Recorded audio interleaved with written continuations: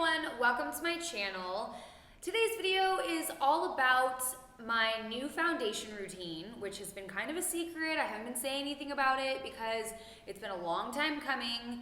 And also doing a little bit of contouring today, cream contouring, which I'm totally new to. And the first couple times I tried it, I just looked like I had a dirty face, and I feel like I've mastered it somewhat, enough to share it with you at least.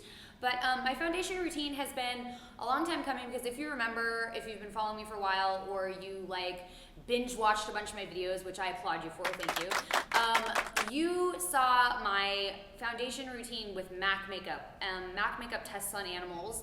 Not a fan of that. So I have been on the lookout for a new foundation routine that I actually really love because I'm super fucking picky when it comes to foundation. That shit's on the majority of your face for all day, and sometimes 15 hours a day if you do shoots like I do, or you're out and about, you're working, whatever. So you need something that's gonna last you a long time and just work well and not just be cheap and shitty. So I have searched far and wide for the perfect foundation. I've tried tons of them. I went to Sephora. I was that bitch that was hey, I'm gonna need 100 samples. Get your best shit that's in pale as fuck and give it to me, let's go. So that was me, and I finally found something, a brand that I love, a couple brands that really just work for me perfectly, and they're cruelty-free. They do not test on animals, so I'm actually really excited to share it with you. And you're also gonna notice that in the next scene here, when we start the tutorial, I'm wearing something totally different. My hair is different, everything. The reason for that is because I film a bunch of shit on my card in my camera, and somehow lost my intro to when I was filming my foundation routine, or misplaced it or something. I don't know what happened to it, or I forgot to record it altogether, because I usually do it when I'm finished recording. So yeah, I'm just an amateur over here. You're just gonna have to deal with that and just roll with it with me, because I totally forgot. So I'm gonna be wearing something different in the next scene. Let's go ahead and get started, and I'm gonna show you my foundation routine, which I'm super stoked on. Before doing anything with makeup, I moisturize the shit out of my face because my lips are always extremely dry, as you know if you've watched my other tutorials. So I'm going to put on my Clay Ever Moist Lip Balm. Try not to put it in my mouth. Ugh, this stuff smells like Skittles. Every time I put this on, I'm I want some Skittles. Damn it. I put way too much on there, but it's gonna be fine. And I'm putting some moisturizer on. This is actually not La Mer Moisture in here. I put some of my Clay moisturizer in here because I like this small little thing. La Mer is not cruelty-free. I do not use them anymore. But I promise you that this is Clay. So I'm just gonna put this moisturizer all over my face. Oh my gosh, I have hair tie on my wrist. What is this, fucking amateur hour? Fun fact, if you have really dry skin, or you have a lot of little tiny fine lines and little not wrinkles, but you can just kind of see where your skin is kind of dry and whatnot, Dr. Kirby, my dermatologist, told me to get a humidifier. So I bought one of those at Walmart for freaking 25 bucks, and I run that pretty much all the time.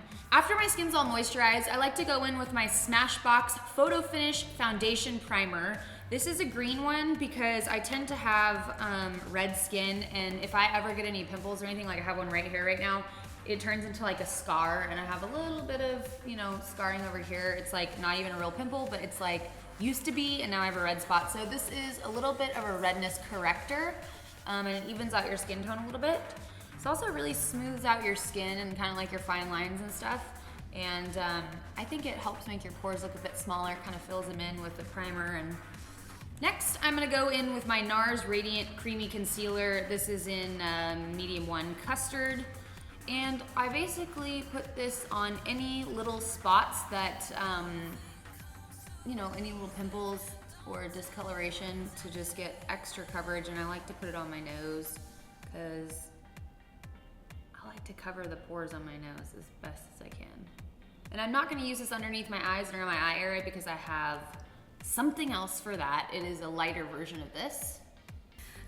Stipple these out, or blend in my little bit of concealer. And basically when I do this, I'm not wiping because I don't want to move the product away from the problem area or whatever, the pimple. So I'm basically doing this right on top of it, and I'm not doing it in wide circles or anything like that, because I want to keep the product exactly where I need it.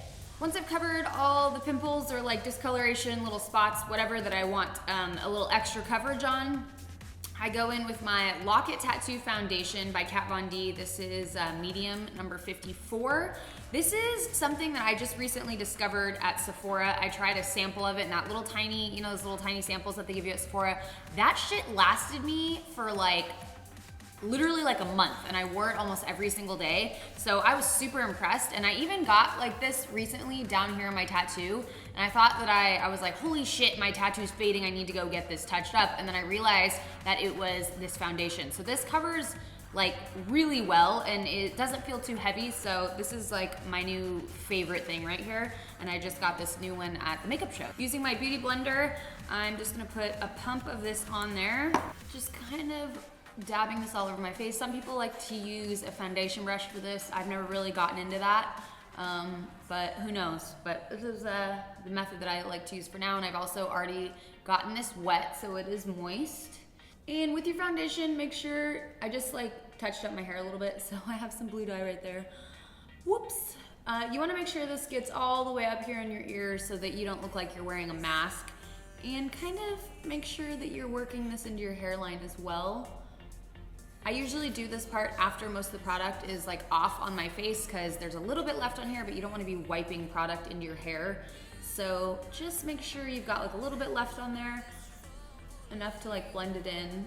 Okay, now that my whole face is covered with foundation, well, almost, I'm gonna take what's left over on my beauty blender and kind of just like lightly go over the eye area. Pressing very lightly. Your eye area is very, very sensitive, and you don't want to give yourself any more wrinkles than, you know, time in the sun is going to give you. Now, this is, I think, one of the lightest Nars concealers that you can get, and I use this pretty much for my highlighting. It's called Chantilly. It's light 1, so I just basically get that here and put it here. And I just am kind of applying what I feel like applying. Some days I have a little darker bags or whatever, not bags, but darker area circles under my eyes, depending on how late I stayed out. So I like to get it in here too. I tend to get dark spots right there, and on my eyelid and up to my eyebrow. This doesn't have to be like, this is not like science. It does not have to be perfect. Just like slap that on there and it's probably gonna look great. So you're doing good.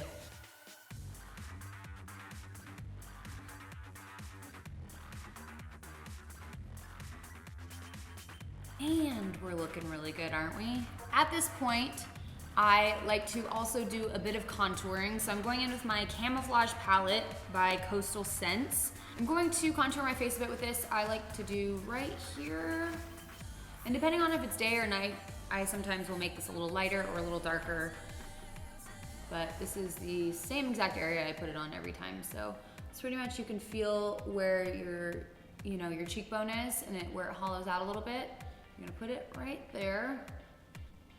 2 fingers away from the edge of your lip. You're not going to continue your contouring any further than that, or you might make yourself look like you've got a beard, who knows. Usually I like to tap this rather than pulling, because I don't wanna remove or move any of my foundation that's already on there. So that's kind of my rule of thumb. I like to put a little bit here to make it look like my lips are a little bigger. My hands just like sitting here, I like don't know what to do with my hands. I don't always do my forehead because I have a kind of a small forehead, and this is basically to make your forehead look a little contoured and a little smaller. But if I'm like contour happy, I will get down on some forehead contouring like nobody's business, so let's do it. I avoid the center of the forehead mostly and just kind of leave like an inch right there. And a little bit on the jawline. And if you tend to get a little bit of a double chin like I do, it is just genetics. You're gonna pull this back a little bit like that. The lighter something is, the more attention is drawn to it. So if under here the skin is a little bit lighter, of course, you know, when you're like that, you're gonna see it more. So just shade it in a little bit. And I'm pressing pretty lightly. I'm not trying to add like a ton of product down here because I will look like I have a beard if that happens. I like to go in with the beauty blender that I use for my concealer and basically buff out the highlights before the contour, the darker contouring.